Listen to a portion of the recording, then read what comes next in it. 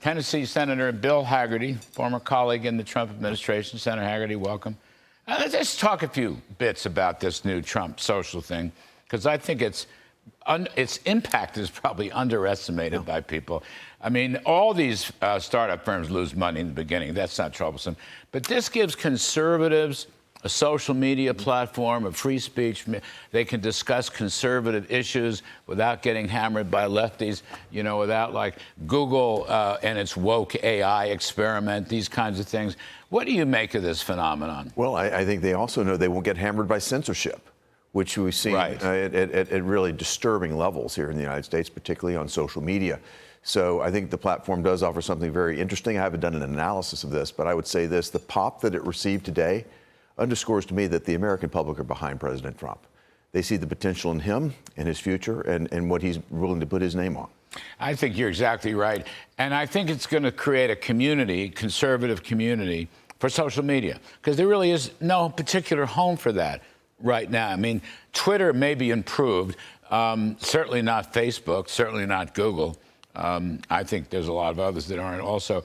Let me ask you this. Trump on the issues. Are you happy with him on the issues? Are you satisfied? He's polling very well. He's hammered away, of course, on the border, which some polls now show to be the #1 issue, even more important than inflation.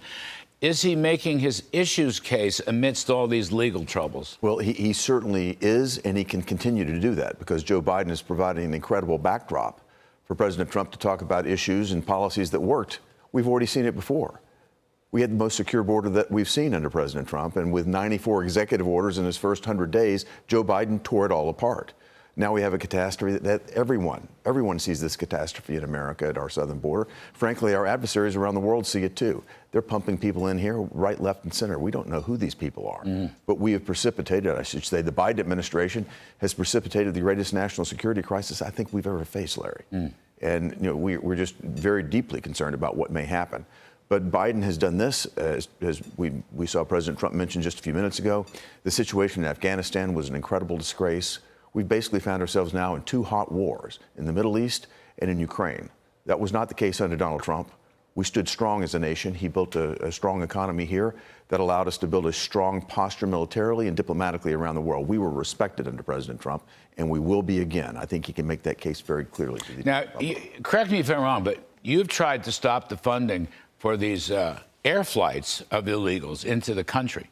I don't know how far you got with that, but I think that was an issue that you were pushing. We got right up to the edge of government shutdown. It looked like Chuck Schumer was willing to shut the government down rather than take the vote on this. Really? Finally, at the very last minute, he capitulated, and every single Democrat in the United States Senate voted to continue to use taxpayer funding to charter planes to fly illegal immigrants here to the United States of America. 320,000 came in last year alone.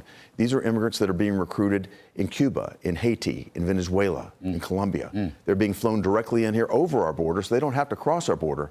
They're coming directly into 43 airports here in America. The Biden administration, of course, won't say which airports, but I can only imagine it will be blue cities, because what they're trying to do is backfill, because, again, every Democrat 2 weeks prior voted against my attempt to try to stop counting illegal migrants for the purposes of apportioning congressional districts and electoral votes. They want to keep counting these illegals. They're not vetted. Nobody knows who they are. No. They could be criminals. They could be terrorists. They're not vetted. How did this begin? Where's it? Wait, how do these flights work? Like, you got a flight from Venezuela, for example, yes. Okay? Now, who's financing? The U.S. government is sending taxpayers. a plane to do that? And they're telling anybody? You don't have to declare them? No, we talked to a whistleblower who explained to us that their charter company's flown 80,000 just in the past 4 months alone. That's incredible to me. Yeah. I mean, I knew these flights are happening, but I didn't realize it was the U.S. government. I thought maybe it was a private or NGO or something. Well, the U.S. government is very adept at using these NGOs, almost like a money laundering machine, to basically hire these NGOs to do what the U.S. government doesn't want to get its fingerprints on. But make no mistake, Joe Biden is behind this. They're bringing 30,000 people a month in using their CBP app. They're doing this, they're recruiting these people in these local jurisdictions. And again, it was made evident right here in Brooklyn. A congresswoman here, actually Chuck Schumer's old congressional district, and she said that she needed these illegal migrants to retain her district. She's worried about the outflow of people from New York.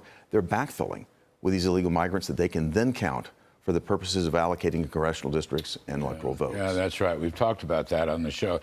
There was a court case in New York State, at least to stop the illegals from voting, although Democrats continue to push that point of view. But at least for the moment, the law or the court stepped in and said you can't vote. You ever talk to Trump about being vice president? No. You would be good. You'd be perfect. You have economic knowledge.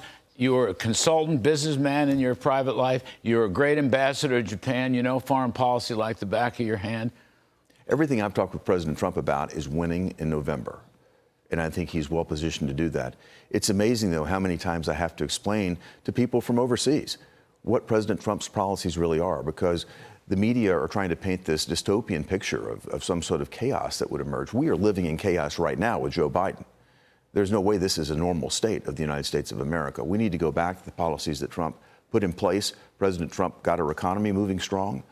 From a national security standpoint, our adversaries respected us, our adversaries feared us, and our allies decided it was best to stand with us, even if he had to press them, like in NATO, to step up to pull their weight. It worked. It happened, and we saw a much safer world. Now we have hot wars going on in 2 jurisdictions, more concerns from a national security standpoint than I think we could ever imagine. And all of this, thanks to Joe Biden, again, collapsing our border and doing everything he can to destroy our economy. Whatever you say, I think you'd make a great vice president. I really do. You're very kind. I think you should be on the list. Listen to you, wrapping it right down. It's terrific. You might get a call sometime, Bill Hagerty. You never know. You're very good. I enjoyed working with you as a colleague. I did too. You were a great partner, and you think about what we accomplished, particularly our trade deal that we got done with Japan, the highest standard digital trade deal that had ever been done, repositioning ourselves militarily so that we were able to push China out of the East China Sea and the South China Sea. Really, really remarkable what we did under President Trump. All right, Senator Bill Hagerty, thank you. It's great to see you.